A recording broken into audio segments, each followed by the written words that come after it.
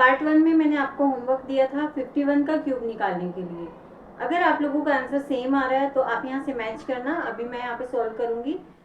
अगर सेम आ रहा है तो आप मैच करके बताना कि आपका आंसर सेम आ रहा है, कमेंट सेक्शन में लिखना। और अगर नहीं आ रहा है आपका सेम तो आप यहाँ से देख के फिर अपने आप आपको नोटबुक में करना है और उसके बाद आप लिखना कि आपको अच्छे से आ गया। Hello everyone, this is Anji Sharma and welcome to AS classes. आज की वीडियो में हम पार्ट 2 करने वाले हैं, how to find cube of a number. वैसे तो मैं सोच रही थी कि 2 डिजिट और 3 डिजिट आज की वीडियो में हो जाता, but I don't think that 3 digit का भी आज ही हो पाएगा। अगर हो पाया तो ठीक है, अदरवाइज हम नेक्स्ट वीडियो में करेंगे 3 डिजिट का क्यूब कैसे निकालते हैं। तो ज़्यादा टाइम वेस्ट नहीं करते हैं, हम अपनी वीडियो स्टार्ट करते हैं। सबसे पहले हम 51 का निकालेंगे, जो कि मैंने आपको होमवर्क में करने के लिए दिया था, और आप यहाँ से मैच करके बताना कि आपका आंसर सही है या गलत है। इसमें क्या करेंगे, हम 4 लाइंस लगा लेंगे यहाँ पे, और यहाँ पे इसको रेशियो में लिख लेंगे। यहाँ पे 2 पार्ट बन गए ना, तो पार्टीशन कर लेते हैं इनका। सबसे पहले हमने 4 लाइंस लगा ली है यहाँ पे रेशियो लिख लिया इनका, और बीच में पार्टीशन कर लिया।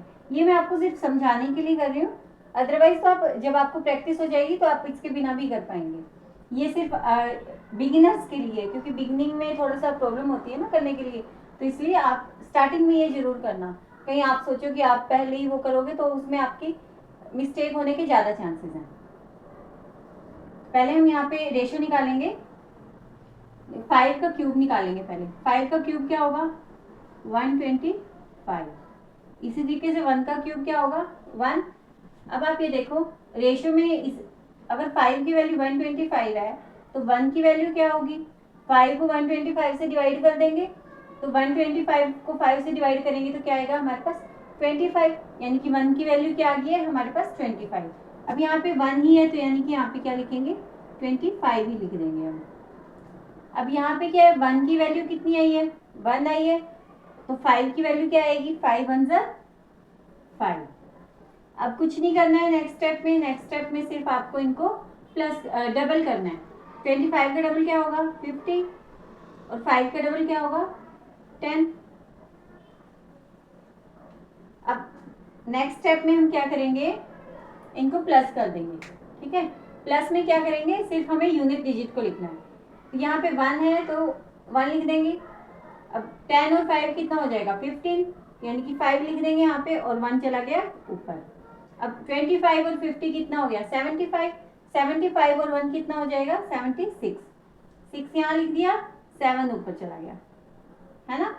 125 और 7 कितना हो जाएगा, 132।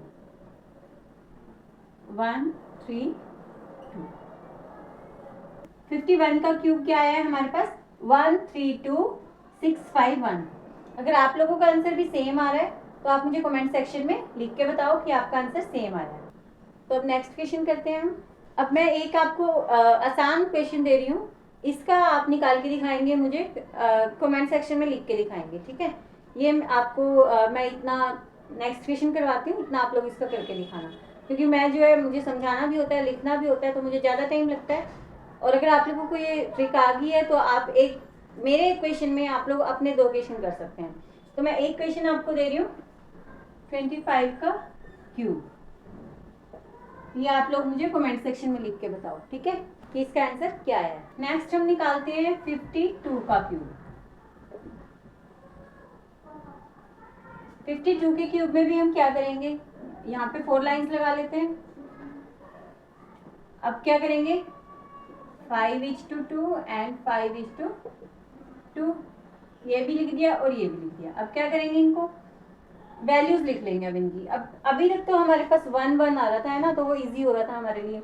अब थोड़ा सा रेशियो में आपको रेशियो अगर अच्छे से आता है तो ये आपके लिए इजी रहेगा, और जिसको नहीं आता है उसको थोड़ा सा प्रॉब्लम होने वाला है, थोड़ा सा हार्ड लगेगा, उसके बाद उसको भी समझ में आ जाएगा अच्छे से। अब यहाँ पे देखो हम क्या करेंगे, सबसे पहले तो यहाँ पे क्यूब लिखेंगे। 5 का क्यूब क्या होता है, 125। 2 का क्यूब क्या होता है, 8। अब यहाँ पे वैल्यूज निकालेंगे हम। 5 की वैल्यू क्या है, 125 है, तो 1 की वैल्यू क्या हो जाएगी, 5 को 125 से डिवाइड करेंगे तो क्या आएगा 25, तो यानी कि 1 की वैल्यू क्या आएगी। अब मैं आपको दोबारा से समझाती हूँ, देखो 5 की वैल्यू क्या है हमारे पास 125, तो 1 की वैल्यू क्या आ जाएगी 125 divide by 5 is equal to 25, यानी कि 1 की वैल्यू क्या आ गई है हमारे पास 25, तो 2 की वैल्यू क्या आएगी हमारे पास 25 इंटू में 2 इज इक्वल टू 50। आया समझ में आप लोगों को? कुछ नहीं करना है हमें इसमें, सिर्फ इतना करना है कि पहले 5 की वैल्यू गिवन है हमारे पास, फिर हमें 5 को इस नंबर से डिवाइड करना है, तो हमारे पास 1 की वैल्यू निकल जाएगी। जो 1 की वैल्यू निकलेगी उसको यहाँ पे जो नंबर होगा उससे मल्टीप्लाई करके हम ये वाला नंबर निकाल लेंगे, ठीक है। इसी तरीके से आप देखो 2 की वैल्यू कितनी है 8 है, जब 2 की वैल्यू 8 है तो 1 की वैल्यू कितनी हो जाएगी, 2 की वैल्यू हमारे पास 8 है, तो 1 की वैल्यू कितनी हो जाएगी 8 divide by 2 is equal to 4, तो 1 की वैल्यू 4 है, तो 5 की वैल्यू कितनी हो जाएगी, 5 को हम 4 से मल्टीप्लाई कर देते हैं, 5 4 ज़ा 20। अब क्या करेंगे 50 का डबल कर लेते हैं 100, 20 का डबल कर लेते हैं 40।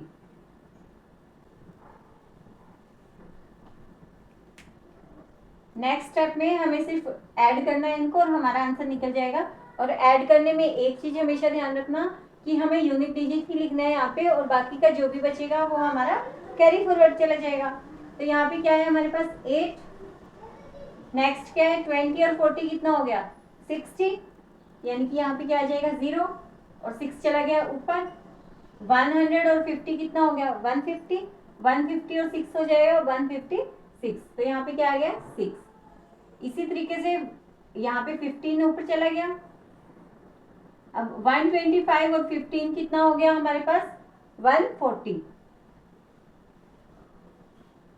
तो यानी कि 52 का क्यूब क्या आ गया हमारे पास 140608। अभी मैंने आपको इक्वेशन दिया था 25 का क्यूब निकालने के लिए। आई होप आप सभी ने निकाल लिया है, और अगर नहीं निकाला है तो मैं यहाँ पे सॉल्व कर रही हूँ, आप लोग अपना मैच कर लेना, ठीक है। 25 का क्यूब, इसमें क्या करेंगे हम 4 लाइन्स लगाएंगे, 4 लाइन्स नहीं लगाएंगे हम इसमें, हमें इसमें सिंपल तरीके से करेंगे, ठीक है। 2 का क्यूब क्या हो गया 8, 5 का क्यूब क्या हो गया 125। अब क्या करेंगे हम इनकी वैल्यूज देखेंगे। 2 की वैल्यू 8 है, तो 1 की वैल्यू कितनी हो जाएगी 4 हो जाएगी, 2 4 ज़ा 8, 1 की वैल्यू 4 है, तो 5 की वैल्यू कितनी हो जाएगी 4 5 ज़ा 20।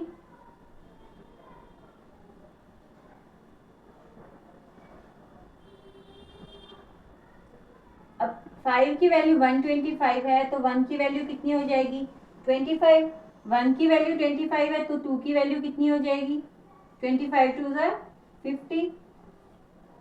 नेक्स्ट स्टेप में क्या करेंगे इनका डबल कर देंगे, 20 का डबल कितना होता है 40 और 50 का डबल 100। अब इनको प्लस कर देते हैं,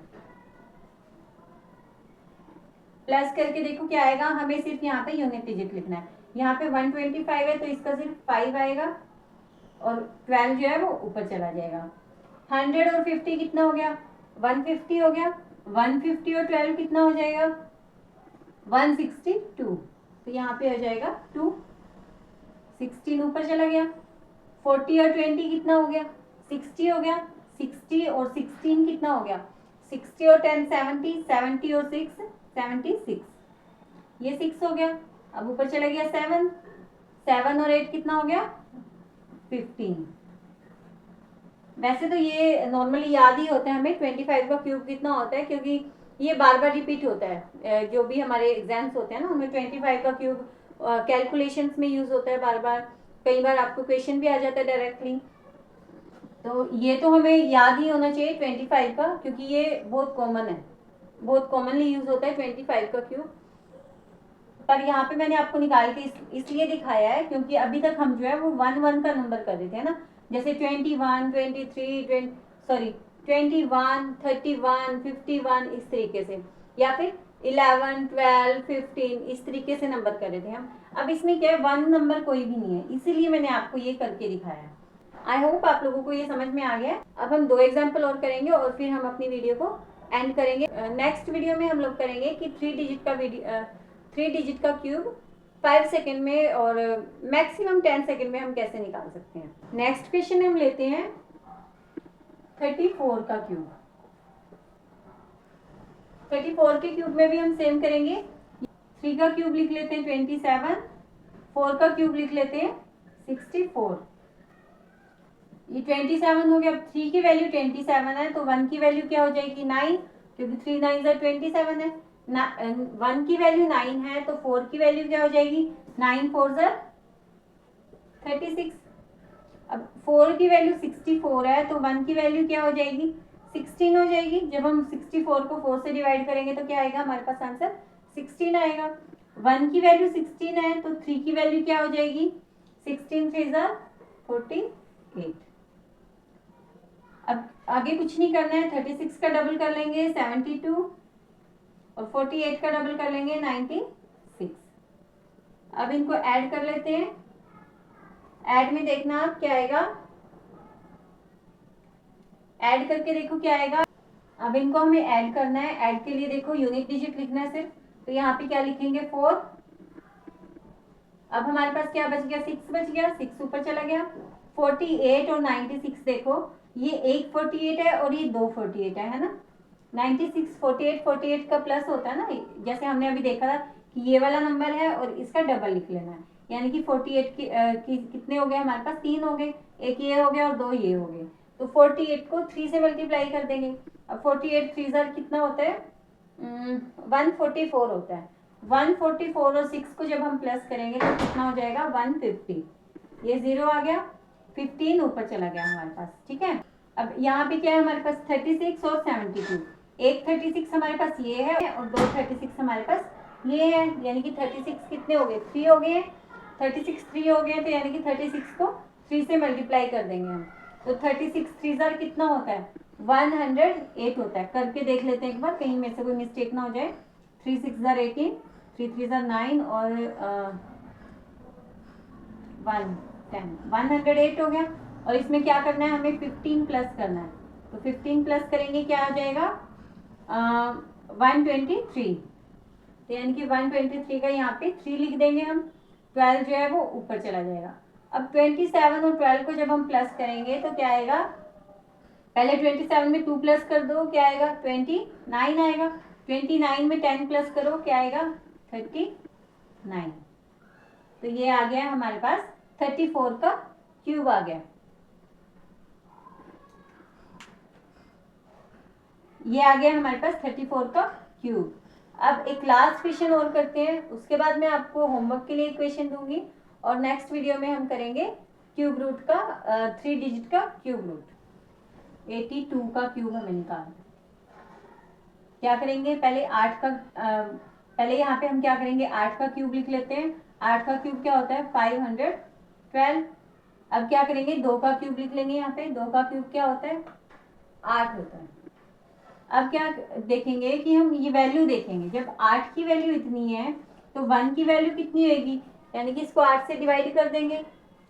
जो 8 का स्क्वायर होएगा वही क्या होगी हमारे पास 1 की वैल्यू होगी, क्योंकि 8 को 3 बार गुणा करने पे ही तो, ये देखो 8 को 3 बार गुणा किया है हमने, तब हमारे पास क्या आया 512 आया। और जब हम 8 को 2 बार गुणा करेंगे तो क्या आ जाएगा 512 को हम 8 से डिवाइड करेंगे तो क्या आ जाएगा हमारे पास 64। तो यानी कि अब हम डायरेक्ट ले लेते हैं इसको कि 8 की वैल्यू 512 है तो 1 की वैल्यू कितनी हो जाएगी 8 का स्क्वायर जो होता है। ठीक है, 8 का स्क्वायर कितना होता है 64। तो 1 की वैल्यू 64 है तो 2 की वैल्यू कितनी हो जाएगी 64 को 2 से मल्टीप्लाई कर देंगे तो 64 2 कितना होता है 128। इसी तरीके से जब 2 की वैल्यू 8 है तो 1 की वैल्यू क्या हो जाएगी 2 का स्क्वायर यानी कि 4 है 1 की वैल्यू। जब 1 की वैल्यू 4 आ गया हमारे पास तो 8 की वैल्यू कितनी हो जाएगी 8 4 32। अब क्या करेंगे इनका डबल कर लेते हैं। अब 32 का डबल कितना होता है 64 और 128 का डबल कितना होता है 256। अब इनको प्लस कर देंगे यहाँ पे सिर्फ हमें यूनिट डिजिट लिखना है, तो ये 8 आ गया। अब 32 और 64 को प्लस करेंगे तो 32 यानी कि 3 बार है 32, 3 बार 32 है यानी कि 32 3 जार हम लिखेंगे। 32 3 जार कितना होता है 96, 3 2 जार 6 और 3 3 जार 9, 9 ऊपर चला गया।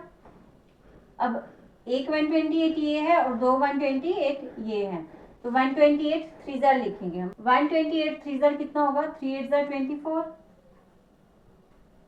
मार्कर को क्या हो गया, 3 8 जार 24, 3 2 जार 6, 6 और 2 8 और 3 1 जार 3, यानी कि 128 3 जार कितना हो गया हमारे पास 384। और इसमें क्या करना है हमें 9 प्लस करना है, 9 प्लस करेंगे तो क्या हो जाएगा 393, 393 का 3 हम यहाँ लिख देंगे और 39 क्या हो जाएगा ऊपर चला जाएगा, है ना, ये 9 है, 39 ऊपर चला जाएगा।